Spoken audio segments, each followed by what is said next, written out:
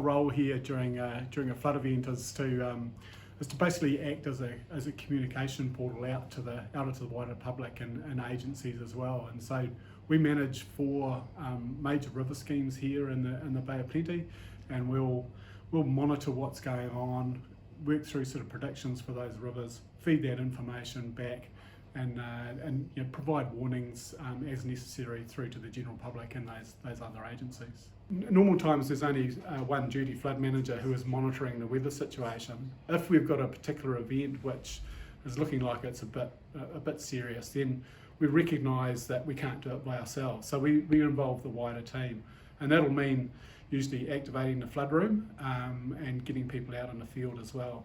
One of them is our flood monitors who are out with collector apps, and they can send through pretty instantly data from inspections they're undertaking out in the field. So that could be reports or photos or video.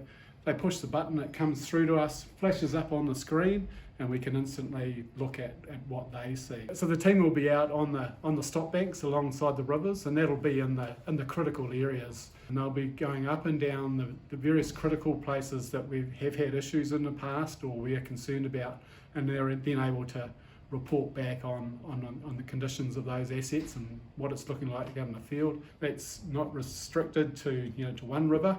If we've got weather events across a number of rivers, then we have multiple teams going out and sending that data through.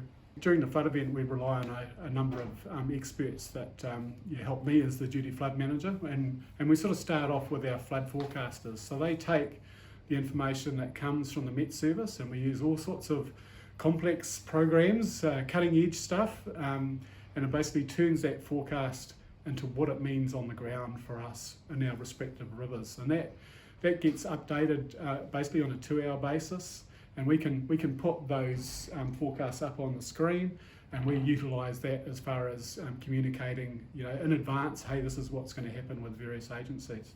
So in terms of the calls that come through, we might have landowners who live adjacent to the rivers and the stop banks, might be concerned about their land, they might be concerned about their houses, they might be concerned about, hey, it's some water's coming up in my land which hasn't ordinarily happened. So we can either respond directly to that, or we can send people out into the field to have a look.